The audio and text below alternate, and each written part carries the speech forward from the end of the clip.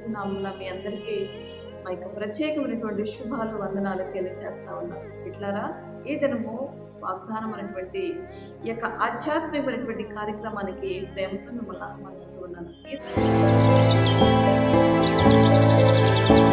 ప్రతిరోజు మేము అందించేటువంటి ఈ ఆధ్యాత్మిక కార్యక్రమాన్ని ఎవరైతే వింటున్నారో ఈ మాటలు మీకు ఆశీర్వాదకరంగా ఉన్నట్లయితే, ఈ యొక్క మినిస్ట్రీ ద్వారా అందించబడుతున్నటువంటి ఈ మాటలు మీకు నచ్చినట్లయితే, మీకు దీవెనకరంగా ఆశీర్వాదకరంగా ఉన్నట్లయితే లైక్ చేయండి, షేర్ చేయండి, సబ్స్క్రైబ్ చేసుకోండి. ఈ విషయాలు మీకు నచ్చినట్లయితే మీ స్నేహితులకు కూడా ఈ విషయాలు మీరు తెలియపరచండి. మా మినిస్ట్రీని పరిచయం చేయండి, వారు కూడా మీలాగా దీవించబడతారు. దేవుడు మిమ్మల్ని అందరినీ దీవించుకున్నారు. దేవుని యొక్క మాటలు మనం చదువుకుందాం. పేతురు రాసినటువంటి మొదటి పత్రిక 1వ అధ్యాయము 6వ వచనం చదువుకుందాం. చూడండి. నానా విధములైన శోధనల చేత ప్రస్తుతము కొంచెం కాలము మీకు దుఃఖం కలుగుతున్నది. నశించిపోవు సువర్ణము అగ్ని పరీక్ష వలన శుద్ధపరచబడుతున్నది కదా, దానికంటే అమూల్యమైన మీ విశ్వాసము ఈ శోధన చేత పరీక్షకు నిలిచినదై యేసుక్రీస్తు ప్రత్యక్షమైనప్పుడు మీకు మెప్పును మహిమయు ఘనతయు కలుగుటకు కారణమవు. చూడండి, అక్కడ పేతురు ఇక్కడ మాట్లాడుతూ ఉన్నాడు. బిడ్డలారా, ఈరోజు ఈ మాటలని వింటున్నావు కదా, ఎక్కడుండి ఈ మాటలు వింటున్నావు? ఏ పరిస్థితుల్లో ఉండి ఈ మాటలు వింటున్నావు? దుఃఖంతో ఉన్నావు కదా.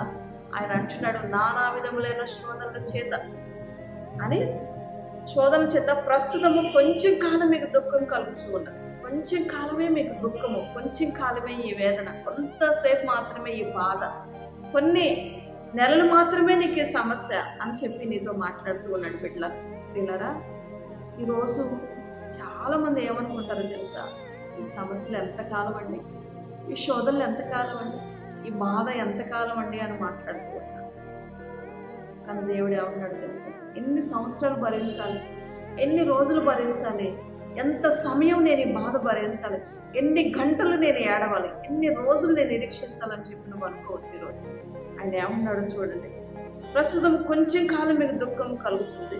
నశించిపోవు సువర్ణం అగ్ని పరీక్ష వలన శుద్ధపరచబడుతున్నది కదా, దానికంటే అమూల్యమైన మీ విశ్వాసము ఈ శోధనల చేత పరీక్షకు నిలుస్తూ ఉంటుంది. చూడండి, ఒక బంగారాన్ని కంసాలు ఎలా అగ్నిలో వేసి దాన్ని ఏ విధంగా శుద్ధి చేస్తూ ఉంటాడో, మీ అమూల్యమైనటువంటి మీ విశ్వాసాన్ని కూడా ఆయన ఈరోజు పరీక్షిస్తూ ఉన్నాడంట. ఈ శోధనలో, ఈ శ్రమలో, ఈ బాధలో, ఈ దుఃఖంలో మన దేవుని వైపు చూస్తామా లేదా? దేవుని మీద ఆధారపడతామా లేదా? దేవునికి మన అవకాశం ఇస్తామా లేదా?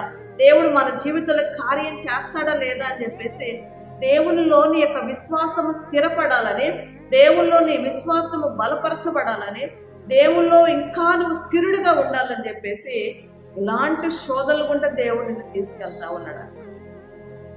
మీ అమూల్యమైనటువంటి మీ విశ్వాసం అంటున్నాడు చూడండి.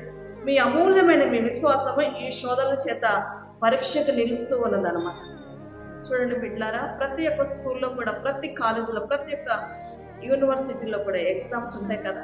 ఆ ఎగ్జామ్స్ ఎప్పుడైతే రాస్తారో, ఆ ఎగ్జామ్లో ఎవరైతే పాస్ అవుతారో వాడు మంచిగా చదివినట్లుగా టీచర్స్ గుర్తిస్తారనమాట. వారు చదివినటువంటి చదువును బట్టి, వారికి వచ్చినటువంటి మంచి మార్కులు బట్టి first rank, second rank, third rank అని ఎలా ఉంటుందో, నీ లైఫ్లో కూడా, నీ కుటుంబంలో కూడా ఏ శోధనల గుంట నువ్వు ప్రయాణిస్తున్నావో, ఏ శ్రమల గుంట నువ్వు ప్రయాణిస్తున్నావో, ఏ పరిస్థితుల వైపు నువ్వు చూస్తున్నావో, ఆయన అంటూ ఉన్నాడు, ఈ పరిస్థితులల్లా, ఈ శ్రమలల్లా నేను మిమ్మల్ని ఏం చేస్తాను కదా, మీ అమూల్యమైనటువంటి మీ విశ్వాసాన్ని నేను పరీక్షిస్తున్నాను అని చెప్పి నీకు మాటిస్తూ ఉన్నాడు.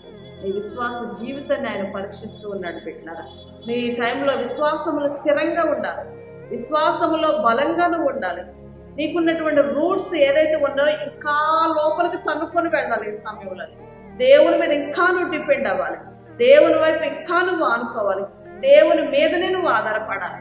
కనుక మన విశ్వాసాన్ని, మన ప్రార్థన జీవితాన్ని ఆయన పరీక్షిస్తూ ఉన్నాడు. ఈ సమయంలో శోధన వచ్చిందని చెప్పేసి దేవుణ్ణి విడిచిపెట్టావంటో ఆయన అంటున్నాడు, నన్ను విడిచి వేరొకరిని అనుసరించడానికి శ్రమలు విస్తరిస్తాయి అని చెప్పి మాట్లాడుతూ ఉన్నాడు. పెట్టారు కనుక నువ్వు శోధన వచ్చిందా, దేవుని దగ్గరికి వెళ్ళి ప్రార్థించు. ఆయన అంటున్నాడు, ఆపత్కాలంలో నువ్వు నాకు మొర్రపెట్టుము, నేను విడిపిస్తాను అని చెప్పి మాట్లాడుతూ ఉన్నాడు. ఇశ్రాయేలు ప్రజలు శ్రమకు తాళాలేక వారు మొరపెట్టినప్పుడు దేవుడు వారి శ్రమలన్నింటిలో నుండి విడిపించాడంట.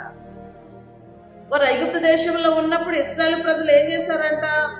వారు యొక్క దుఃఖంతో, వారి మూలుగులు, వారి నిట్టూర్పులు అన్ని కూడా దేవుడికి వారు చెప్పినప్పుడు దేవుడు వారి పితరులతో చేసిన ప్రమాణాన్ని జ్ఞాపకం చేసుకున్నాడు. అబ్రహాముతో, ఇస్సాకుతో, యాకోబులతో ఏది ప్రమాణం చేశాడో ఆ ప్రమాణాన్ని జ్ఞాపకం చేసుకొని ఇశ్రాయేలు ప్రజలని దేవుడు ఏం చేశాడో తెలుసా? ఆ ఐగుప్తు అనేటువంటి పాపంలో నుంచి, ఆ బానిసత్వంలో నుంచి దేవుడు వారిని విడిపించి వారి మీద శ్రద్ధ నిలిపాడు అంటండి దేవుడు. ఈరోజు కూడా నీ మీద కూడా దేవుడు శ్రద్ధ నిలుపుతూ ఉన్నాడు. నిన్ను కూడా పట్టించుకుంటూ ఉన్నాడు. నీ సమస్యలు కూడా చూస్తూ ఉన్నాడు. నీ లైఫ్లో కూడా దేవుడు కార్యం చేస్తాడు. నువ్వు అనుకోవచ్చు, ఈ శ్రమలు ఎంతకాలము, ఈ శోధనలు ఎంతకాలము, ఈ యొక్క పరిస్థితులు ఎంతకాలము, ఈ అనారోగ్యం ఎంతకాలము, ఈ అప్పులు ఎంతకాలము, ఈ యొక్క బలహీనతలు ఎంతకాలము, ఎన్ని రోజులు సహించాలి, ఎన్ని రోజులు ఓర్చుకోవాలి, ఎంతకాలం భరించాలి, ఈ నిందలు, ఈ అవమానాలు ఎన్ని సంవత్సరాలు నేను భరించాలని చెప్పి నువ్వు అనుకుంటూ ఉన్నావేమో. ఆయన అంటున్నాడు, నువ్వు ఎప్పుడైతే ఇలాంటివి నువ్వు భరిస్తూ ఉంటావో, నీ సువర్ణాన్ని ఎలా శుద్ధి చేస్తా ఉన్నామో నీ విశ్వాస జీవితాన్ని కూడా నేను పరీక్షిస్తున్నాను అని చెప్పి నీకు మాటిస్తూ ఉన్నాను బిడ్డ. కనుక దేవుడు నిన్ను విడిచిపెట్టాడు. దేవుడు నీతో ఉంటాడు, నీ కుటుంబంతో, నీ బిడ్డలతో ఉంటాడు బిడ్డ. కనుక ఈ యొక్క పరిస్థితిలోని, ఈ శోధనలోని నువ్వు ఎలా తప్పించుకోవాలో కూడా దేవుడు నీ కొరకు ఒక మంచి మార్గాన్ని కూడా సిద్ధపరుస్తాడు. కనుక దేవుడు చూపించే మార్గం ఏదైతే మనం దాని కొరకు ఎదురు చూడు, ఆ సమస్యల వైపు చూడు, దేవుని వైపు చూడు, దేవుని మీద విశ్వాసం ఉంచు, దేవుళ్ళు స్థిరంగా ఉండు. దేవుడు నీ విశ్వాసాన్ని బలపరుస్తూ ఉన్నాడు. ప్రార్థన చేసుకున్నాడు.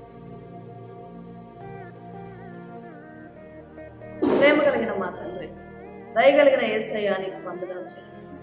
ఈ మాటలు విన్న ప్రతి ఒక్కరిని ఆశీర్వదించండి. శ్రమలో నుండి వారిని విడిపించండి, ఇక్కట్లో నుండి వారిని విడిపించండి, ఇబ్బందుల్లో నుండి వారిని విడిపించండి, అనారోగ్య పరిస్థితుల నుండి విడిపించండి. నాయన సమస్యల వైపు చూస్తున్నారు, వేదనతో, దుఃఖముతో ఉంటున్నారు ప్రభా. కొంతకాలమే శ్రమలు అంటున్నావు ప్రభా. అయ్యా నాయన విశ్వాసమును పరీక్షిస్తున్నానని చెప్పి మాటిస్తున్నాను. విశ్వాసములు స్థిరులుగా చేయండి, బలపరచండి, దీవించండి, ఆశీర్వదించండి. నీ కృపతో నింపమని, మహిమతో కప్పమని ప్రతి కుటుంబాన్ని, ప్రతి బిడ్డను కూడా మీ చేతుల్లో పెడుతూ యేసునామమును బట్టి అడిగి వేడుకొంచున్నాను తండ్రి. ఆమేన్. ప్రియులారా, ఈరోజు ఎవరైతే మ్యారేజ్ బర్త్డే చేసుకుంటున్నారో దేవుడు మీకు ఇచ్చినటువంటి వాగ్దానం ఏంటో తెలుసా? మీరు ఆయన ఈ సంవత్సరం దయాకిరీటాన్ని ధరింపు చేసి ఉన్నానని చెప్పి నీతో మాటిస్తూ ఉన్నాడు. దేవుడు మీ కుటుంబాలను మిమ్మల్ని దీవించిన మనసారా కోరుకుంటూ ఈనాట మాటలు ముగిస్తూ ఉన్నాను. దేవుని కృప కాపుదల మనందరికీ తోడై ఉండుగాక. ఆమేన్.